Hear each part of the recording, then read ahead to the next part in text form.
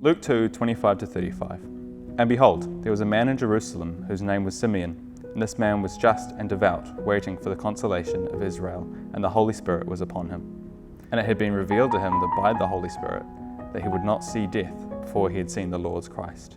So he came by the Spirit into the temple, and when the parents brought the child Jesus to him according to the custom of the law, he took him up in his arms and blessed him and said, Lord, now you are letting your servant depart in peace according to your word. For my eyes have seen your salvation, which you have prepared before the face of all peoples, a light to bring revelation to the Gentiles and glory to your people in Israel.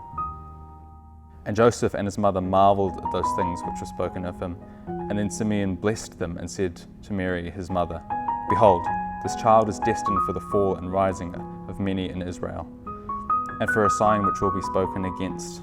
Yes, a sword will pierce through your soul also, that the thoughts of many hearts will be revealed.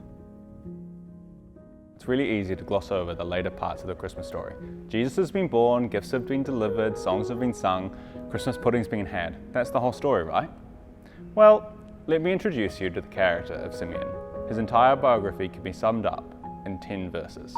Now, Simeon was old. He was definitely older than John the Baptist, but with some scholars going as far to say he was almost 200 years old. However old he was, when he was told by the Spirit that he wouldn't die until Christ came, God had been pretty tight-lipped for a good while.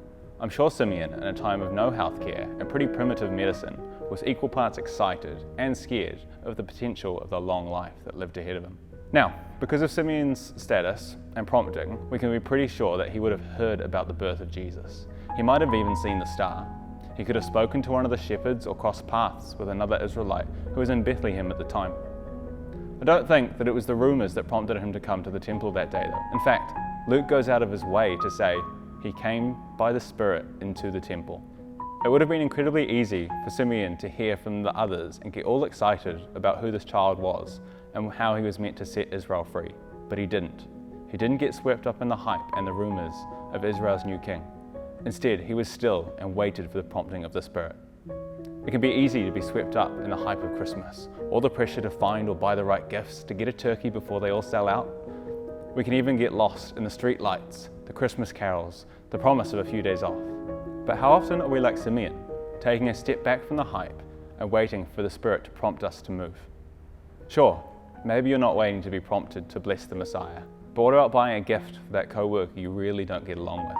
Or a nudge to spend Christmas Eve serving meals at the city mission?